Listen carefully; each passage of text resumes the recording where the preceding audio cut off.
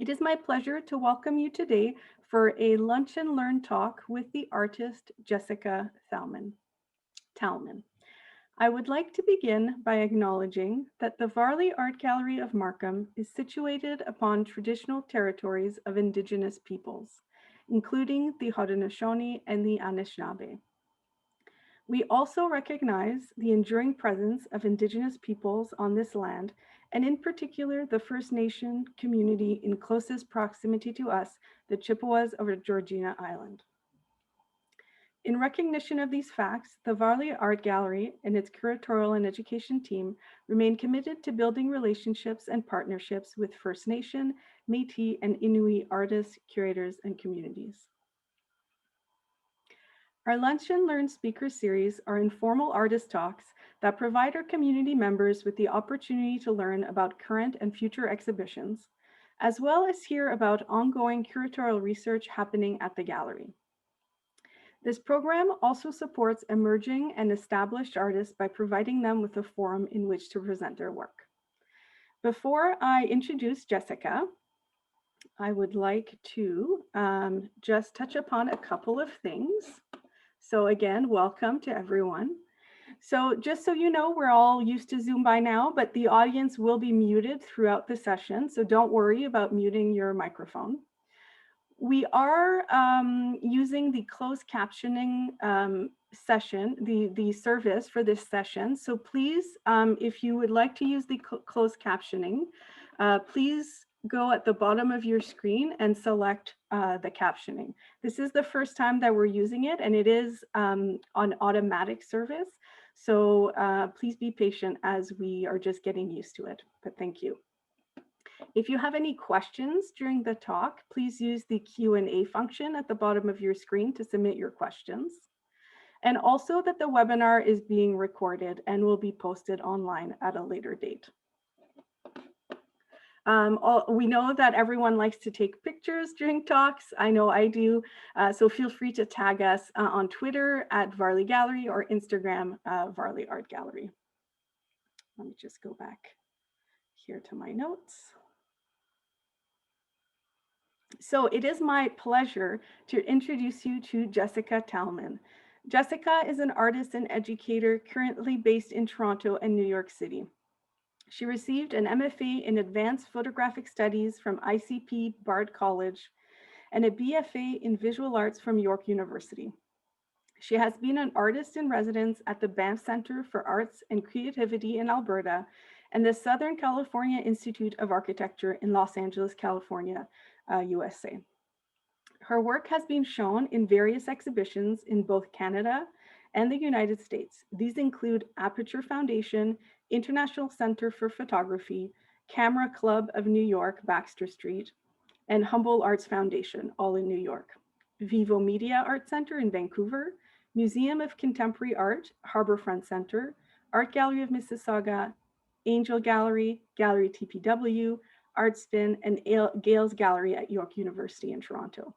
And she is represented by Angell Gallery, also in Toronto. Before I turn it over to Jessica, I would like to thank our funders who make events like this possible, especially during the pandemic when galleries are especially affected like everyone else.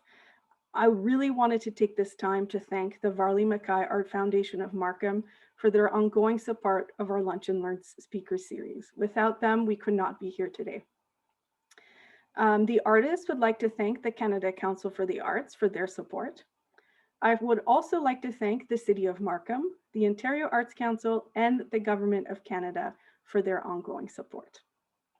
So today's format, Jessica is going to present her work and speak for about 30 minutes. Then I'll come back and we'll have a bit of a discussion.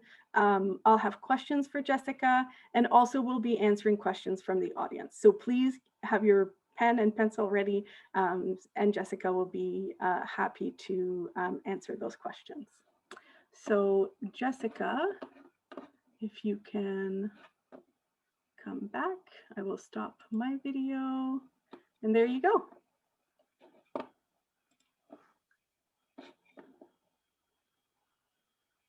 Hi, can everyone hear me? Yep, go ahead. And or see me? Yes. Okay. So I just want to thank Anik and the Varley and for working with me for over 2 years for this exhibition. This has been a long time coming, and I'm glad it's finally installed, and that everyone can see the work. So maybe I'll just start by showing y'all some video documentation of the show. It's only 1.5 minutes, just so you can get like a sense of how the work looks and feels in the show. So I'm going to share my screen. And apologies if the video is choppy. You know, Zoom is not good for for showing video.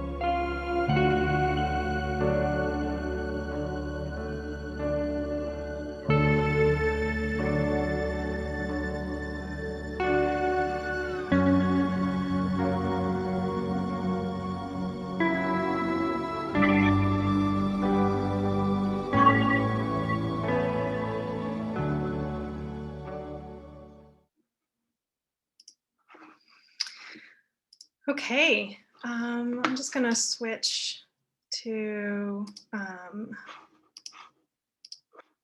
this. Can everyone see my current slide? Yes, you're good to go. Perfect. Okay.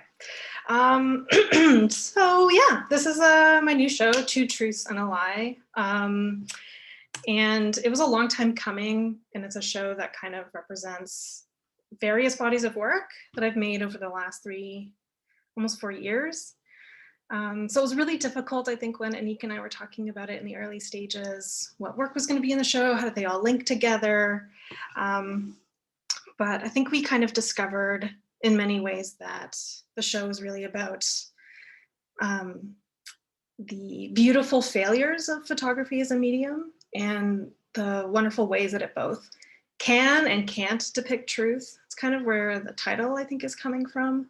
Two Truths and a Lie, I think, really refers to, both the ability for the camera and the photograph to depict reality, but it's also a complete fiction. It's a complete lie. It's only in fragments and small parts, and therefore never the whole truth. So I'm going to talk about different bodies of work in the show. The Cyanotypes, which are the newest ones. This series called Tessellations, which I've been making over the last 2 years. And these sculptures that are called Elevations that I made while I was on residency in Los Angeles at SciArc. So, so this is another perspective also of the sculptures and the cyanotypes. So maybe I'll start with these. Maybe some of you know kind of 1 or 2 that I made, I think last year, that I showed for the art fair. But But all these images are starting from black and white, kind of images of 2 concrete parks that I shot in Seattle and Portland. So I was really interested in the way, especially in Seattle, this park, Freeway Park, which is kind of smack dab in the middle of the city, is a ginormous, somewhat obsolete and derelict public space that is really not used. Built in the 60s and 70s by Lawrence Halpern. It's a pretty radical, brutalist, concrete urban space that was meant to bring people together. It's literally between 2 freeways, so it was dead zone, and so it was a really experimental way of using landscape architecture and concrete. But over the years, a lot of the furniture was destroyed. A lot of the natural elements died because of terrible fumes from the highways, and there was a lot of crime that was rising in the 90s and early aughts. Even a woman was murdered in the park, and so a lot of people stopped using it. I was really interested in the ways these kind of monumental concrete spaces that were built pretty recently kind of turn into ruin. So it may be a little difficult to see it at first, but I have documentation. So when you kind of approach the work, what I was really interested in, when you first approach it, you see just black and white. And so you can kind of see the close-up elements of concrete, all the gray, black, whites. And then as you move around the work, that's where kind of the colored sections kind of reveal themselves. And these are actually folded. So they're using a particular fold created by a Japanese engineer and paper engineer, Miura, so it's named after him. And I was particularly interested in using this tessellation, kind of repeated chevron fold, because they use it, NASA uses it in their satellites. It's a really, really interesting kinetic fold that lets you expand and contract a sheet of paper or fabric. So they use it in satellites to help kind of ease speed. So it's a really interesting multivalent, multi-use technique. So yeah, I'm really interested in forcing you to move your body across the space in some ways, and kind of the revelation that these things aren't flat, that they're folded, and that you have this repeated chevron, and that the color formations in the work are actually just an extension of what's naturally there. So yeah, so this is the work Tessellations.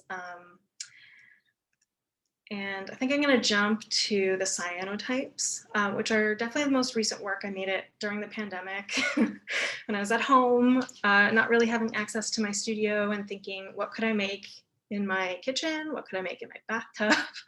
And you know, cyanotypes are really kind of lo-fi.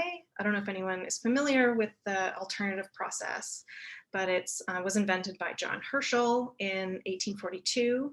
And it's pretty much just using iron salts. It's chemistry to create light sensitive emulsion. And then you can, you know, project an image onto it and create a photograph from that. So it's one of the earliest kind of known processes of photography. John Herschel even coined the term photography and the idea of positive and negative, which I think I use in this work a lot.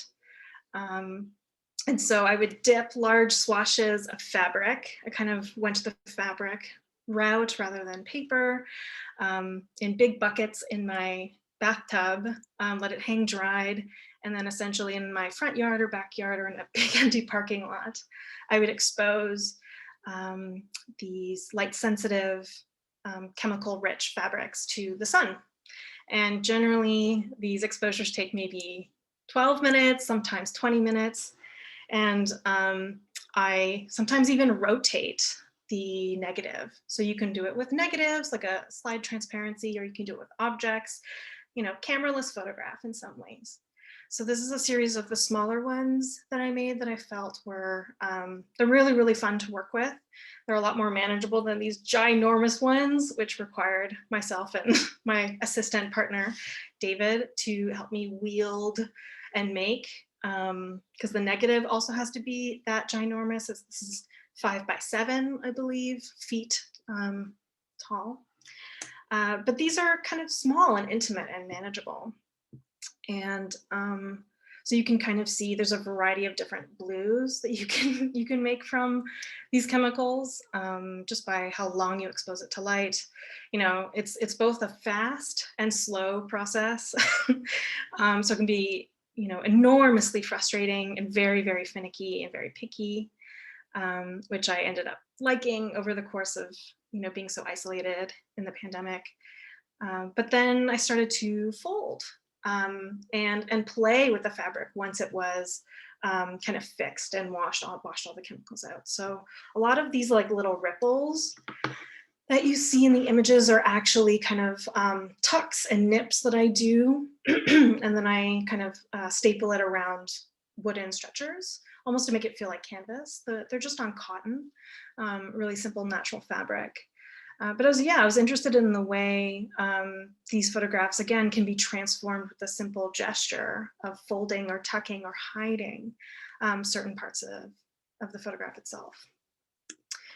And I was really interested in just like the idea of blueprints. You know, I was thinking about a title for this series, and I realized that everything I was photographing or everything that's in the work are all architectural elements of space. So it's either from interiors of domestic space like your home, or some of it was shot in LA at the Getty Museum. I think this one was. This is like the travertine, like stone that's on the floor of the Getty. And so I really liked that kind of duality of being an architectural blueprint, like a drawing or a plan, what an architect would use to kind of actually build from. And also that they are prints that are blue. So that kind of like nice little double meaning that's happening in the work, but also using a really obsolete kind of slow process, I think helped me slow down. And not think too much about making it perfect or ideal, and being okay with having all these scratches and dust and all the things that come in with making alternative process work. So I think this was a really interesting avenue in my practice that I do want to push and explore. But yeah, so that's the new cyanotype work. And moving on, I guess I'll talk about those two big photographs in the back. These are called line of sight.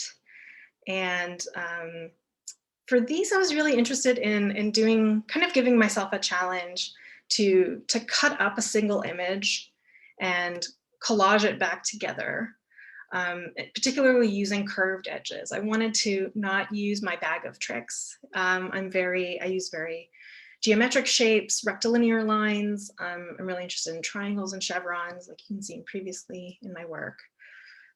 So I really wanted to push myself to go outside my aesthetic or conceptual boundaries, and just use layering and cuts to kind of create a confusion of space. And so that's kind of essentially what the title's getting at, line of sight, where essentially when you move around and things line up just perfectly, so you can get this really interesting optical illusion that only exists in that one kind of viewpoint or in that one photograph. And these are pretty big. This work was shot at the Met Breuer, which is now I think the Frick. So I think I'm attracted to that building because it's, you know, brutalist in style, built with concrete, built in the 60s, but also has a really interesting history of which institutions have used it. It was previously the Whitney, then the Met, now the Frick.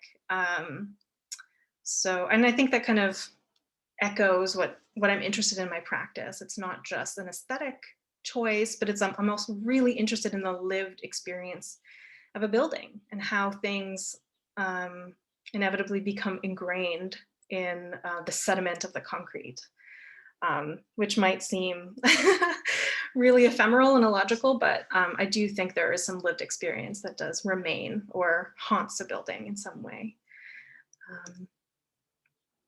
which also kind of refers to this series called Faults and Fractures.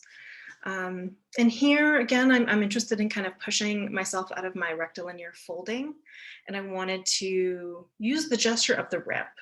I didn't quite know while I was doing it how a rip is different than a fold or a cut, but it is. It is somehow, and I'm not quite sure yet what it does. It is definitely way more violent. It's more organic somehow. It also reveals the inherent paperness of the photograph, because you no longer see the emulsion or the ink that lies just on top of the photograph, but you actually see the fibers of the paper. And in some way, I think that leads to the ultimate disappointment of photographs, that they are flat, that you can't, pull through the layers of emulsion and reach out and touch the thing that you love, the thing that you're photographing. That all you're left with is, a blank piece of paper on the back. So these were also shot in California. So the one on the left is the Hollyhock House in Los Angeles, built by Frank Lloyd Wright. So again, really interested in modernist architecture, these places that are very beautiful, but very cold, have a long history, and have a really experimental use of space, ornamentation. And in some ways I want to break it apart. I wanted to tear it up. Same with the one on the left, which is a little bit more abstract, shot in Palm Springs, but looking at, just interested in ways that I can, with using the same image, like just rip it, rotate it, inverse it, and put it back together. This idea of reassembling after, a violent gesture or something that is kind of incomprehensible. You can't assimilate it, but somehow when you with your hands reassemble it back together, you're able to process it properly. So I think that's kind of what this work is about. I called it Faults and Fractures to really reference feeling like you're on an earthquake, like you're shaking, and the buildings and the things around you aren't stable, as if you're sitting on a fault line. So, and which leads me to kind of also some of the newest works that I've been making, which no one's really seen. So this is brand new. This is a series called Artifacts, where I'm looking at, again, the history of a single building, the Henry Hall building in Montreal. It's part of Concordia. And again, I'm looking at the lived history of this building. Some people went to Montreal or went to Concordia, studied there, they know the building well. But it actually has a really dense, layered, complicated history of protest and violence that maybe a lot of people don't know about. And so I made these works using archival photographs. Also, just, Anik, can you warn me about time if I'm going over or anything? Yep, keep going, you're good. Okay.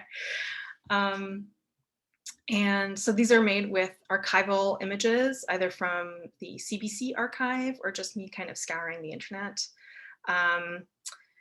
referencing kind of 3 time periods that happened where something violent happened in that building. So to begin, in 1969, there was a computer riot, which has now been called kind of one of the largest student riots or protests that was fueled by accusations of racism from a professor.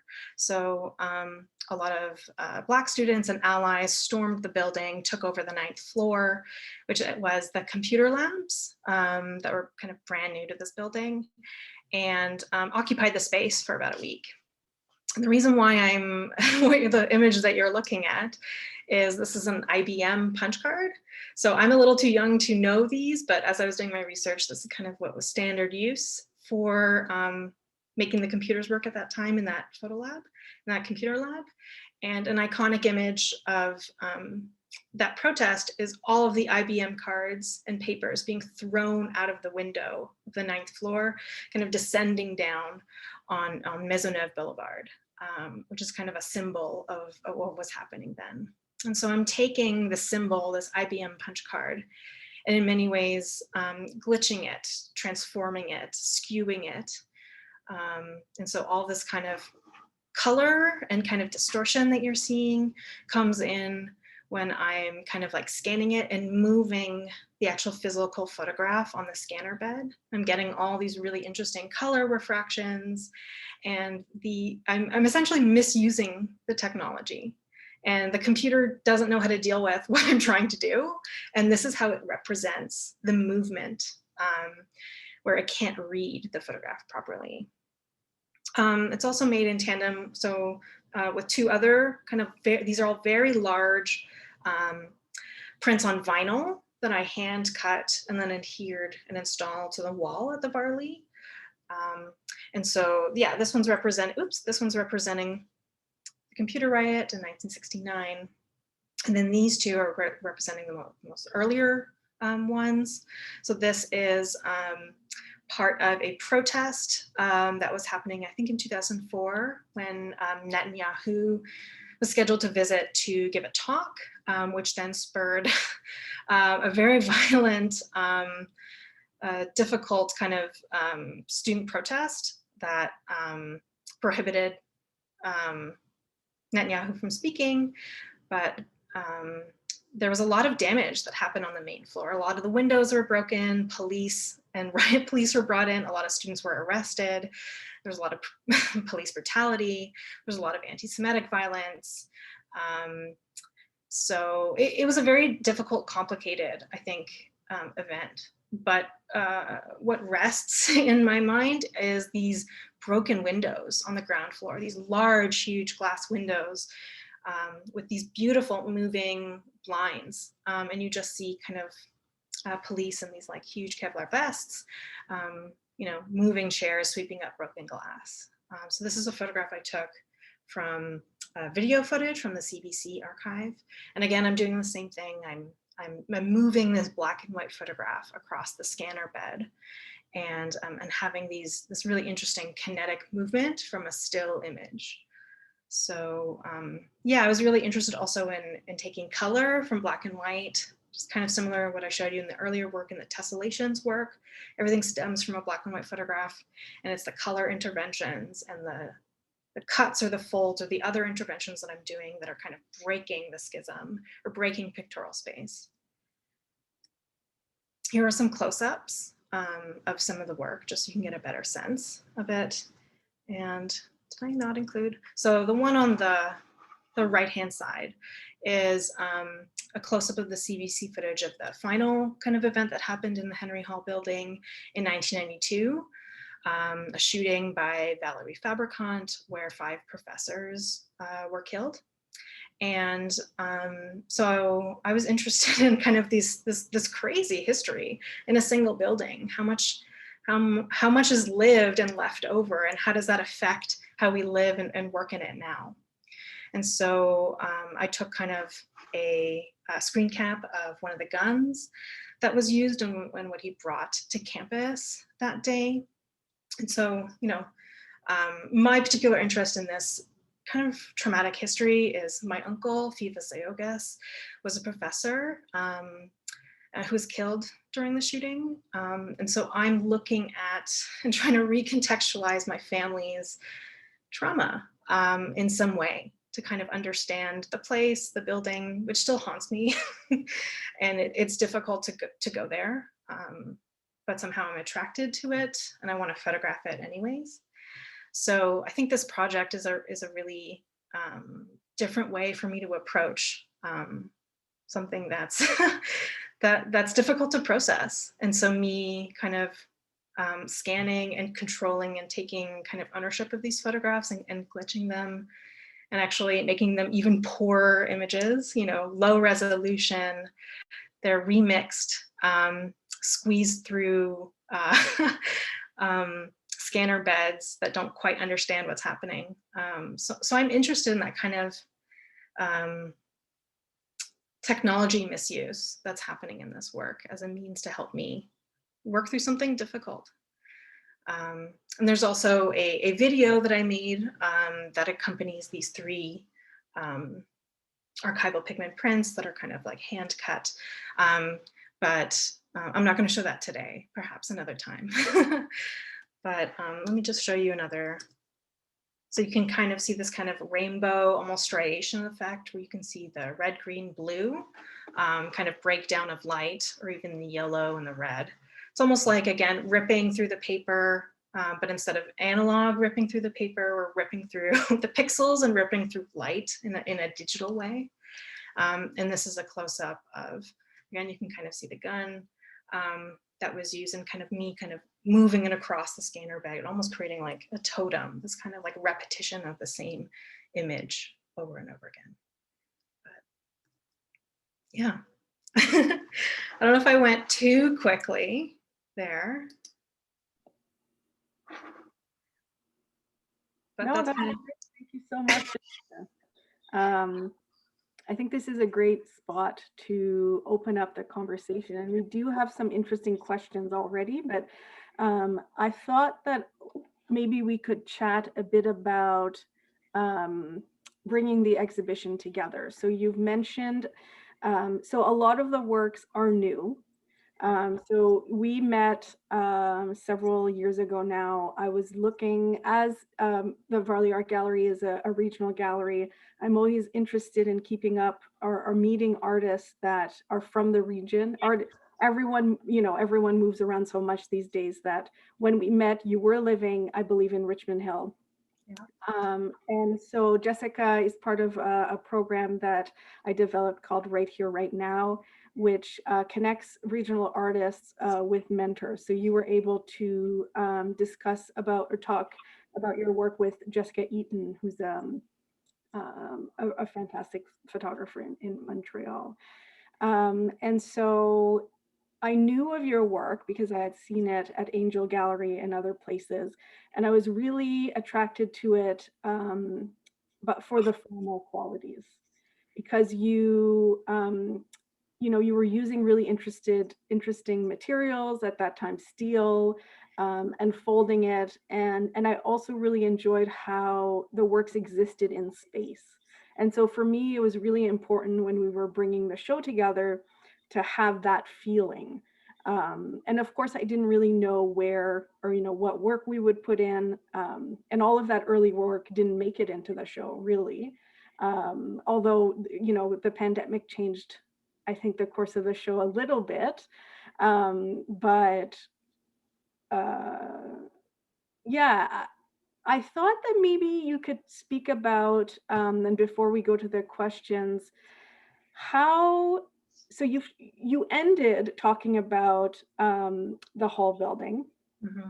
which we didn't even know if we would include in the show, Right. because your very early work talked about that, and you've done a lot of body of work that talk about that. And for me, because I didn't know that part of your work, I knew the more recent work. I didn't really understand at first how it fit in. But I think the ways that so my questions are, how are you happy with the ways in which that we were able to put it in, and that actually the older subject matter is now the newer work? Yeah. Um, and how it fits in with the space, because it is a bit removed. If you couldn't see from the photos, there's like a space in the middle of the gallery, so it is a bit contained. So I see it as a bit of a forward. So before you go in the show, you kind of learn about, kind of where you're coming from. And then as you go in, you kind of see where it's expanded. But I just, maybe if you wanted to talk a bit about that. Yeah. Yeah, it's a really interesting thing. Kind of the first work that I did in 2015 for my MFA thesis show was a 2-channel video looking at kind of revisiting the architecture of the Hall building.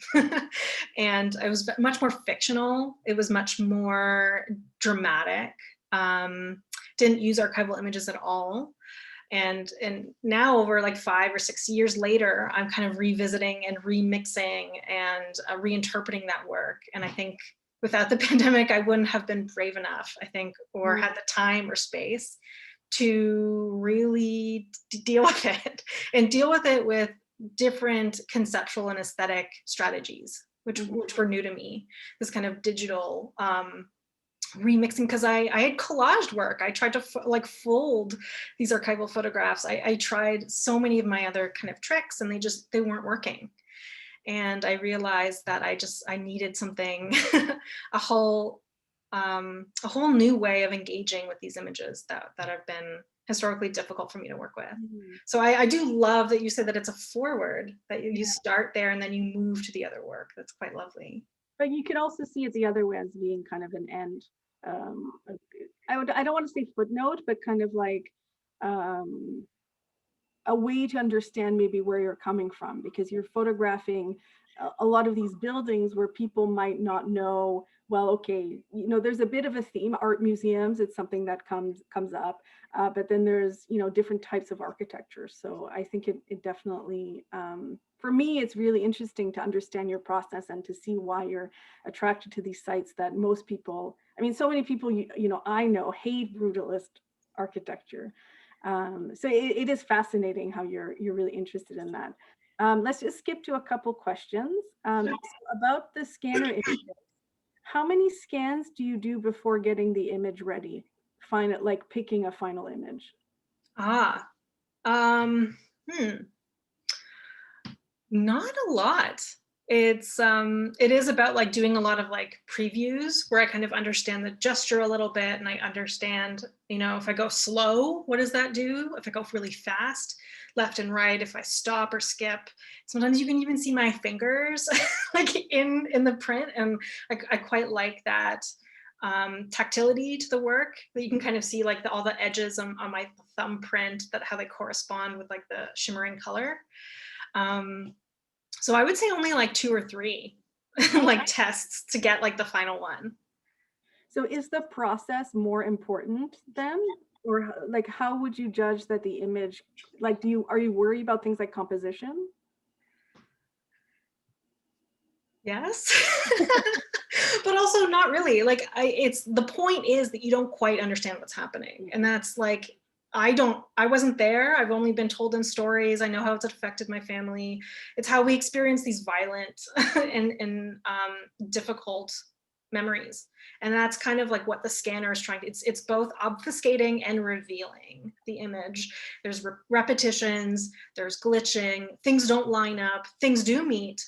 And so that's what I'm getting at, that kind of rhythm, that kind of gesture in those works. And you've mentioned this before, but so the RGB, the red, green, blue, and the yellow, um, those are effects that happen when the light passes by. So it's not something that you've added afterwards. Yeah, no, it's not something I've added. Essentially, if you know how a scanner works, there's like a little light that goes all the way down. And as you have generally a still photograph on it, it scans it perfectly. But when you move it, and the light is also moving, it can't compute how those two things are functioning. And so you get, obviously, breakdown of white light has all the colors of light within it. And so that's kind of where that beautiful refraction of light is happening between the glass and the sensor. Since we're talking tech, and I'm definitely, you know, I've asked you so many questions, and somebody else has a great question that I've asked. So for the tessellation images, how do you get the color out of the black and white? So somebody asked, is it applied or painted? And so I've asked you this, and I still don't quite understand, but so the color comes from the image itself, and it's manipulated in Photoshop. But can you touch upon that? Yeah, absolutely. So you can see I have those little like chevrons. So some chevrons are black, some black and white, some chevrons have color. And essentially, what I'm doing is in those kind of chevrons, the sections on the left side that have color, all I'm doing is like a really simple color balance. And so taking, instead of black and white, let's say in the midtones, I want to add blue. And in the blacks or the near blacks, I want to add yellow. And in the whites, I want to add pink or magenta or something. And so it's essentially a really simple filter or layered adjustment in Photoshop, but all the color kind of continues. So if you see kind of a line on the edge of a wall, that line is like gray and then it turns into pink. So I'm not really adding or painting. It's just all coming from the image, and it's just like slight adjustments that I make, if that makes sense. It does. It does. It's just so the colors are just so vibrant that And I think it's part of what I quite enjoy about the show, and the fact that you're playing, I'm put myself in there, like with the title, Two Truths and a Lie, that you're always questioning, like, you're not supposed to, do not touch any of the artwork when you come in. But I've definitely seen, maybe Jessica's father. But you want to go and touch it because you don't understand what's going on. So the whole optical illusion of it is quite fascinating.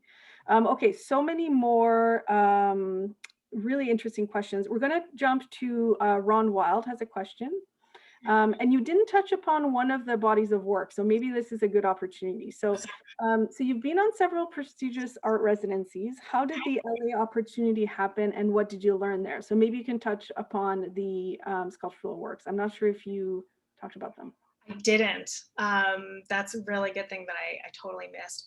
Yeah, so that came about because I just really loved the work that was coming out of SciArc, which is this architectural school in LA, really interdisciplinary. It really thinks of architecture in a different way. And I just had to go. And so I applied for a Canada Council grant to do a residency there. It's all kind of self-engineered and funded by the CCA. Thank you so much. And essentially took a 1-month intensive program there called Making and Meaning, where I learned the basics and all the tools that architects use. So 3D rendering software, model scale making, all the tools like 3D fabrication, 3D printing, all those kinds of things, CNC routing, were all some of the techniques I was dying to learn. I'm a photographer that wants to be a sculptor. And so I needed to learn how to stop making flat things and how to make things that occupied space. And that was what I was dreaming to do. And it was really, really interesting. There's some things like at odds with image makers and architects. One of the first things, which is why the piece is called this, they're called elevations. And the first thing I learned while I was there is one of our assignments was to make 4 elevations of a building or facade. And I was like, what do you mean by what's an elevation? Like I need to heighten, like give it height. And it's just the word that architects use to describe front view, side view, back view. So a photograph essentially. And that was just like one of the terms or like radical change in methodology that I had to kind of adapt to, that I found was fascinating and weird. So yeah, and that's kind of where I learned how to make those sculptures. So essentially what they're just all made with paper and foam, and they're all made in a 3D rendering program called Rhino. Ahead of time, I form find and understand scale and shape in 3-dimensional digital space first. I export them out into a program that kind of like separates all the facets into a single sheet of paper. Essentially, I glue them all back together. It's essentially how architects build buildings, by wall, wall, wall, floor, floor, floor, like one piece at a time. And it's all done with paper and photographs. So I just wanted to make a photograph that didn't use a wall.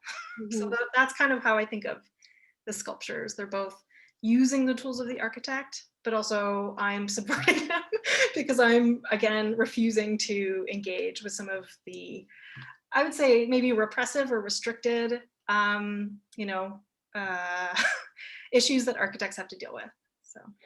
And again, I think if people could see the work, and I will just, there's been quite a few questions about, so we are not open, unfortunately. We will be sharing documentation of the work and doing a virtual visit of the exhibition. But what's so fantastic about these sculptures is this kind of push and pull, or the kind of, so they're so heavy because of the photograph, but then they're so light in their construction. So the photograph is this kind of travertine stone that you mentioned already, which is this wonderful kind of honey colored stone. And then on top of that, there's the shadow play. So I think shadows definitely are an important part of your visual imagery, and really help in that trickery that we kind of talked about. There's shadows when where there shouldn't be, which kind of adds that layer. So thank you, Yvonne Singer, who is joining us. Hi, Yvonne, for that question. Okay, there's so many. Okay, let's just go back so we can answer a lot of them. Can you briefly talk about the longevity of cyanotypes? Good question. I think they should be pretty good. Just don't expose them to UV light. So I highly protect them, which currently I haven't. So they're going to be damaged pretty easily. But I would say that fabric is going to be much easier to conserve rather than paper. It's just, it doesn't have to deal with the same kind of humidity, kind of stretching and pulling issues that paper does. But the chemical emulsion itself, I think we have cyanotypes from over 100 years old, or daguerreotypes, things that are in collections.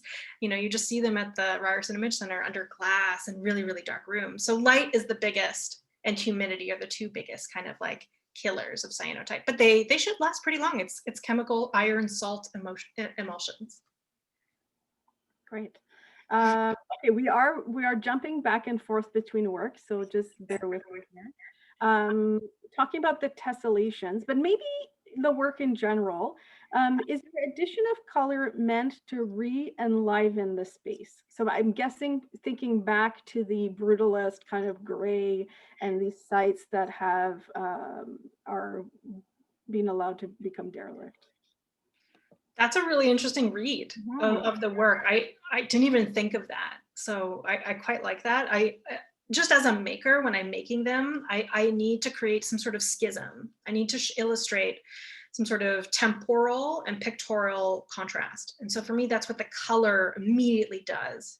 Because when you see a black and white photograph, there's an inevitable association with a time period that exists no matter what, right? Color is relatively new. We have it like commercially in the 60s and 70s. So when we see black and white photographs, we're kind of like thrown back in time. And I'm obsessed with really playing with that dynamic. So, but I really love how that read kind of shows that I'm transforming or enlivening these spaces. Sure, I'll take that. So very lovely kind of segue, more of a comment from Leslie, that those images seem like memories which are distorted and repetitive. So I'm not sure exactly quite which body of work, but that's quite lovely. So a question, now that you've worked with fabric, is that something you would like to continue because of the possibilities of working with textiles? Yeah, I know nothing about textiles. So it was pretty incredible to just take a piece of fabric. It just moves and functions so differently than paper. Paper has a memory to it. You fold it and it'll naturally like jump back to that immediately. And I also love the metaphor of that, but fabric, if I do a fold, it won't keep it. You have to kind of like, I think, iron it or add starch or do all these things that I'm super not knowledgeable about, but would love to collaborate with a textile artist on. But there's such a fluidity to fabric that paper lacks. So I am interested in the material properties of it and what it can do and what it can't do. So yeah, I absolutely want to push it. You can even do, I think, similar knife pleats or folding to fabric. So yeah, that could be a really great experiment that I want to keep on doing. So we have a few more minutes for more questions. There's a lot of comments, a few more comments. So someone that has had the opportunity to see the sculptural works. And again, there was a question if we haven't answered. So they are made of foam core with the photographs on top. And what I find most fascinating about these works is that they truly are deceiving. You think you're looking at stone, not paper and foam, and that they can bear some weight. So that's lovely. Yeah. So there's a very long message from Erin Candela. Okay. Hi, Erin. Who has had the opportunity to visit the site and attend Concordia during the riots. Wow. So kind of thinking about how when you're in or you're kind of experiencing something, it's hard to know how the memory of a place will live on. Mm-hmm. And Erin, I'll definitely pass your message along to Jess so she can read everything. Kathleen knows some textile designers. Oh, great. I think it's Kathleen Handel, Yes. potentially. Okay. Know any textile designers. Maybe you two can touch base. So we will end at 1:30. So there's a few more minutes. What other questions do I have for you? I mean, I'm just so happy to see this work. It's been such a pleasure working with you, and I think what was really exciting is to see the work. You know, during the pandemic, we've had so many kind of Skype studio visits, which is something that I totally wasn't used to. So when the work finally arrived and we had it in the gallery, it was kind of like a and it's work that you have to see in person. Like the tessellations, you know, we did a small video for a school program and the kids just loved kind of moving from side to side and seeing the effects. So hopefully we can share the work.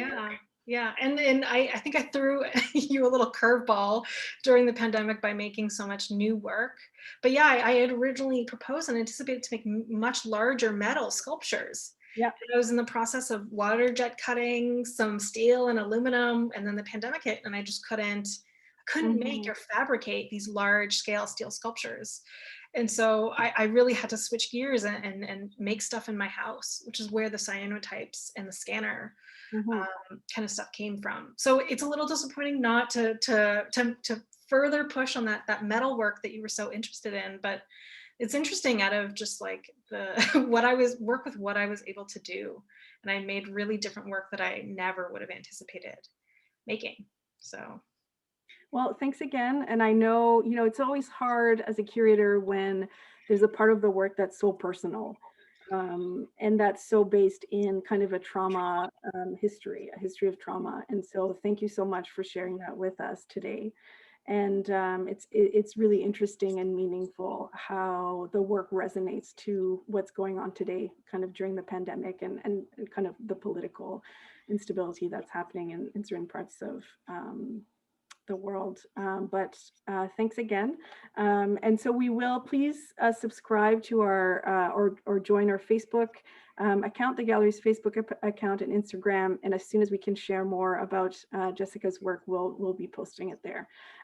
So unless there's more questions, let me just double check. From Carmina, congrats on the solo show. Can you speak to the scale of your works and how you understood to respond to the gallery space? Oh, that's interesting. Yeah, I was terrified of the gallery. The gallery is so big and beautiful and has really tall ceilings. And I'd never been given the wonderful opportunity. No curator has trusted me enough to fill that space. So I kind of was relayed some of my anxieties to Nick. And but I think I ended up making too much. I kind of overproduced because of my insecurity. And I really wanted to play with scale. So I knew I wanted some pieces to be ginormous. And then I knew I wanted some pieces to be really intimate and small. There's something about that kind of movement of your body. I really wanted to force you to kind of like almost ping pong to one thing and then back again to the another, because then one thing refers back to one another in some way, even though they're separate bodies of work. So all those kinds of things influenced how I thought about scale. But I will say I was very scared and I didn't have any confidence until it was all in the space. And I think you really need a curator like Anik to help edit you. As an artist, you just kind of want to put it all in. But I think, you know, like Chanel, I think would say, you know, remove the last accessory that you put on. I think that's what she provided for me. And really kind of like made everything have enough breathing room.